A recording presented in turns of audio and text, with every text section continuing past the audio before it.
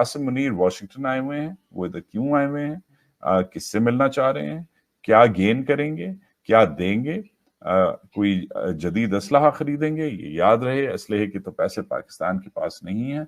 मगर पहले अमेरिका का कंसर्न देखें, अमेरिका पाकिस्तान के आर्मी चीफ से क्यों मिलना चाह रहा है। जंगें हो रही हैं यूक्रेन में, गाजा में, कोई चीन से कोल्ड वॉर की बात हो रही है, और पहली दफ़ा मैंने देखा है कि अमेरिका की थोड़ी सी मायूसी हो रही है अपने एक नए हलीफ से, हिंदुस्तान से।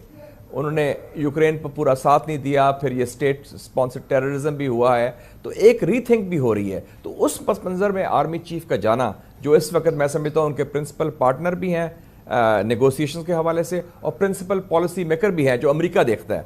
और ये वॉशिंगटन डीसी क्यों गया? क्योंकि पाकिस्तान, ठीक है, वो पुराना गाना सुना है आपने, फिर वो नया भी था, एक नया वाला भी आया था ना, अल्लाह बचाए मेरी जान की रजिया गुंडों में फंस गई। तो रजिया फंस गई गुंडों में, इसमें रजिया है पाकिस्तान, और रजिया फंस गई गुंडों में। रजिया फंस गई गुंडों में, अब इनको चाहिए पैसे, राइट? और इनके आर्मी जनरल से अच्छी भीख कोई नहीं मांग सकता।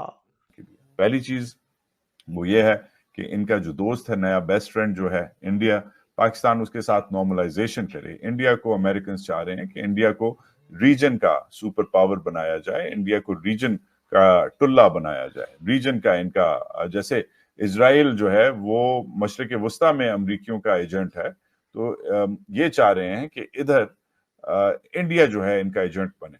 किस हद तक अमेरिकन आर्मी पाकिस्तान आर्मी को हथियार के हवाले से सपोर्ट कर सकती है, और शायद जनरल आसिम मुनीर भी उनको मशवरा देंगे कि don't put all your eggs in the Indian basket. ये भी होगा कि सारे आप के हमारे जो, और अमेरिका को भी याद रखें कि इस वक्त थोड़ा सा फंसा हुआ है अमेरिका। आप देखें ना कि पिछले हफ्ते पुतिन को सऊदी अरेबिया यूएई ने बुला लिया, चीन और रूस से उनकी वैसे मसले हैं, अफगानिस्तान ईरान से वैसे मसले हैं, सेंट्रल एशिया ऑफ लिमिट्स है अमेरिका के लिए। तो पाकिस्तान इस रीजन में is the only game in town for America. क्या वो तो पाकिस्तान को वेपन्स तो नहीं दिए जाएंगे, लेकिन पाकिस्तान को ये फैसिलिटी दी जाएगी कि जनाब अगर आपकी औकात है, आपके पास पैसे हैं, तो वेपन्स आप ये खरीद सकते हैं। तो वो गया है, उसको अमेरिकन ने बुलाया नचवाने के लिए, तुम्हारे आर्मी चीफ को, वहां पे जाएगा नाचेगा। तो हो सकता है कि अमेरिका बहादुर 2-4 नोट फेंक दें, वो नोट वापस लेकर आ जाएगा और तुम्हारा मुल्क एक रात और खाना खा लेगा। पाकिस्तान और अमेरिका के ताल्लुकात इसलिए भी बहुत अहम है कि पाकिस्तान की मीशत में, ख़ास तौर पर पाकिस्तान की एक्सपोर्ट्स में एक बहुत बड़ा हाथ है अमेरिका की, क्योंकि पाकिस्तान की एक्सपोर्ट का सबसे बड़ा मरकज़ अमेरिका ही है। लेकिन इसके अलावा पाकिस्तान के सिक्योरिटी, दिफाई, इंटेलिजेंस ताल्लुकात, पाकिस्तान के अमेरिका के साथ ताल्लुकात हर लिहाज से हर दौर में कलीदी अहमियत के रहे हैं। इस आर्मी चीफ अमेरिका के पहले सरकारी दौरे पर गुज़िश्ता रोज़ पहुँचे थे। ये दौरा पाक अमेरिका ताल्लुकात में बेहतरी लाने और गलत फहमियाँ दूर करने और दिफाई माहिदों के हवाले से दूर रस नताइज का हामिल हो सकता है।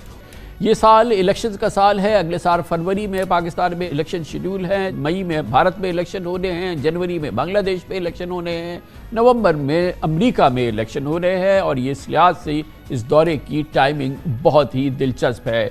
दूसरी तरफ जो चाइना कैंप है, पाकिस्तान में इस्टेब्लिशमेंट में अलग अलग हिस्से हैं, एक प्रो चाइना हिस्सा है, एक जिहादी हिस्सा है, ऑब्वियसली मशहूर ज़माना, मगर एक मगरबी हिस्सा है। ये लगता है मगरबी हिस्से के कैंप में है आसिम मुनीर साहब, जैसे जनरल बाजवा मगरबी हिस्से के कैंप में थे।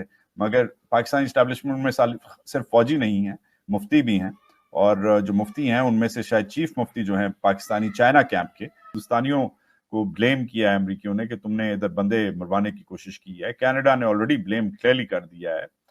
तो हिंदुस्तान इसमें कंफर्टेबल नहीं है, और डार्लिंग तो है अभी भी मगरबी दुनिया का हिंदुस्तान, इसमें कोई शक नहीं है।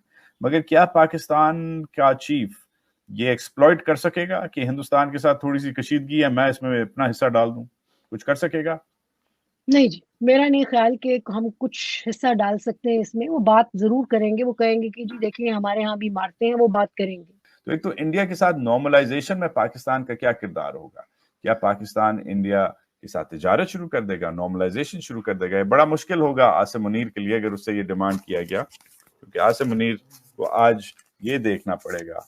ये जो है ये आज का वॉल स्ट्रीट जर्नल है, और इसमें सबसे बड़ी आप देख सकते हैं तस्वीर जो आई है वो ये आई है कि इंडिया ने इंडियन कोर्ट ने कश्मीर की ऑटोनॉमी जो है वो ख़त्म कर दिया है, आर्टिकल 370 को दफन कर दिया है।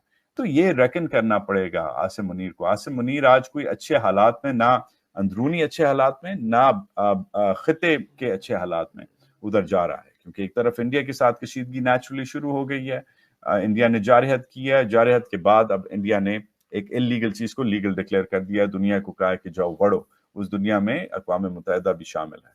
तो एक तो आसिम मुनीर जाके इंडिया के साथ पीस नहीं कर सकता, और अगर उसने किया तो वो मुहिब्ब वतन, सॉरी टू से, मेरी तरफ से तो कम से कम मैं उसे नहीं समझूंगा।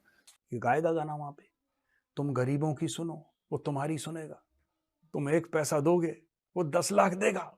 देखना रिपीट करेगा ये गाना, है ना।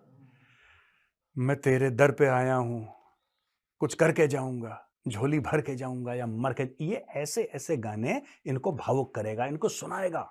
फिर अमेरिकन कहेंगे ठीक है चलो $1-2 अरब तुम भी ले लो। ये भाई साहब होने वाला है, आप देख लेना, गया उसी के लिए है। और दूसरी चीज, पाकिस्तान में सो कॉल्ड इलेक्शंस की बात चल रही है, सो कॉल्ड, और जो पाकिस्तान का सबसे पॉपुलर लीडर है वो जेल में है, Imran Khan Niazi, he is in jail. India में देखें, नरेंद्र मोदी ने एक स्टैंडर्ड सेट किया हुआ है। So he is raising the entire middle class, low middle class को या लोअर क्लास को उठा के वो कहां के कहां लेके जा रहे हैं। That's how you create a leadership. आप लीडरशिप ऐसे क्रिएट करते हैं। और इधर हमारे यहाँ पे बाप सदर, वजीर आजम, नाना सदर, दादा सदर, वालदा वजीर आजम, वालिद सदर, अगू आप वजीर आजम के कैंडिडेट। मतलब हमारे यहाँ तो लुट पई है ना, लुट पई है। नमस्कार दोस्तों, हाल ही में पाकिस्तानी आर्मी चीफ यूएस गए हुए थे, जहां उसको लात मार के भगा दिया गया। वहां उनका मत सोचना था कि यहाँ आए हुए तो मांगने आए हुए, ना तो पाकिस्तान के पास इतना पैसा है कि वो कुछ असला खरीद सके या कोई अनुबंध कर सके। उनका यही कहना है कि जब भी कोई आता है पाकिस्तानी अधिकारी या नेता, वो सिर्फ मांगने आता है। और दूसरा उनका मानना है कि पाकिस्तान कि जो नेता वो अधिकारी जो बोलते हैं भारत के खिलाफ, वो उन पर भारी पड़ रहा है। कुछ दिन पहले पाकिस्तानी आर्मी चीफ ने भारत के खिलाफ ऐसे ही लफ्ज़ इस्तेमाल किए थे जो अमेरिका को अच्छा नहीं लग रहा। वो भी उसके खिलाफ जाके एक्शन ले रहा है, जिससे पाकिस्तान को हमेशा मुंह की खानी पड़ रही है।